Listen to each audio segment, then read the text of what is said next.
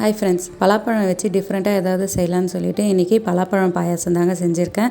ஒரு 1/4 கிலோ கிட்ட பலாப்பழத்தை எடுத்து ஒரு மிக்ஸி ஜாரில் ஸ்மூத் பேஸ்ட்டாக அரைச்சிக்கிட்டேங்க. ஒரு பேனில் சின்ன குழி கரண்டி அளவுக்கு நெய் எடுத்துக்கிட்டேன். நெய்யில் பார்த்திங்கன்னா தேவையான அளவு முந்திரியை போட்டு வறுத்து எடுத்துக்கிட்டேங்க.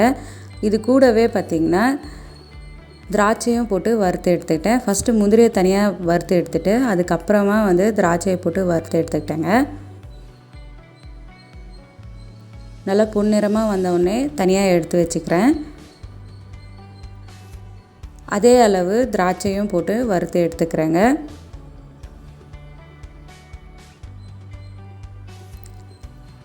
இப்போது ஒரு கை அளவுக்கு பலாப்பழத்தை சின்ன சின்னதாக நறுக்கி போட்டு அதே நெய்யில் போட்டு வறுத்து எடுத்துக்கிறேன்.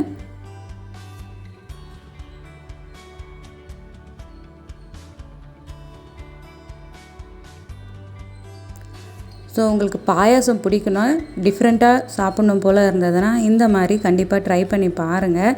ஸோ இது ஒரு டிஃப்ரெண்ட்டான டேஸ்ட்டில் இருக்கும். பாயாசம் லவருக்கு பார்த்திங்கன்னா கண்டிப்பாக இந்த பாயாசம் ரொம்பவே பிடிக்கும். ஸோ இதையும் பார்த்திங்கன்னா நல்லா வறுத்து எடுத்துக்கிட்டேன்.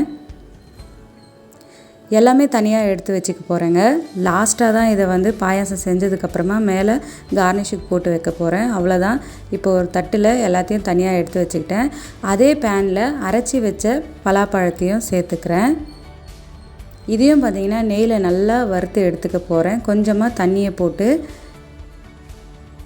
கொதி வர வரையும் நம்ம வெயிட் பண்ணணும்.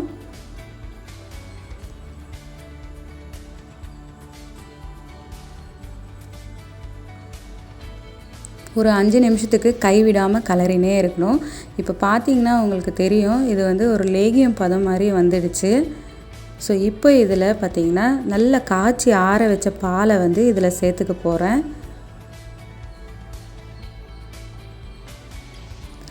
ஒரு 250 ml அளவுக்கு பாலை இங்கே சேர்த்துக்க போகிறேன். இப்போது இதையும் பார்த்திங்கன்னா நல்லா கிண்டி விடணும். பாலும் பழமும் நல்லா ஒன்று சேர வரணும். ஸோ இதில் நம்ம எந்த ஒரு ஆர்டிஃபிஷியல் கலர் எதுவுமே ஆட் பண்ண தேவையில்ல. நேச்சுரலாகவே இதில் பலாப்பழத்தில் இருக்கிற கலர் நமக்கு நல்ல மஞ்சள் நிறத்தில் அழகாக இருக்கும். ஸோ வாசனைக்காக 2 ஏலக்காயை ஆட் பண்ணிக்கிறேன். இது எல்லாமே ஒன்று சேர கொதி வரட்டும். கொதி முடிஞ்சதுக்கப்புறமா தேவையான அளவு சர்க்கரையை ஆட் பண்ணிக்கிறேங்க. நாங்கள் கொஞ்சம் இனிப்பு கம்மியாக தான் சாப்பிடுவோம். அதனால் நான் ஒரு 100 கிராம் அளவுக்கு சர்க்கரையை ஆட் பண்ணியிருக்கேன். எல்லாமே நல்லா கொதி வந்துடுச்சு. இப்போ இதில் வறுத்து வச்சுருந்த முந்திரி, திராட்சை, பலாப்பழம் எல்லாத்தையும் சேர்த்துக்கலாம். ஸோ இது எல்லாமே பார்த்திங்கன்னா நம்ம பாயாசம் சாப்பிட்றப்போ நல்ல ஒரு க்ரன்ச்சியான ஃபீல் கொடுக்கும்.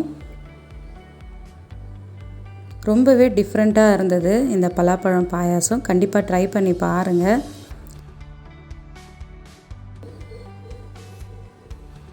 ஸோ அவ்வளோதான். இப்போ இதை ஒரு பவுலில் ட்ரான்ஸ்ஃபர் பண்ணிக்கிறேன். இது சூடாக சாப்பிட்றத விட ஃப்ரிட்ஜில் வச்சு சாப்பிட்டா டேஸ்ட் இன்னமும் நல்லாயிருக்கும்.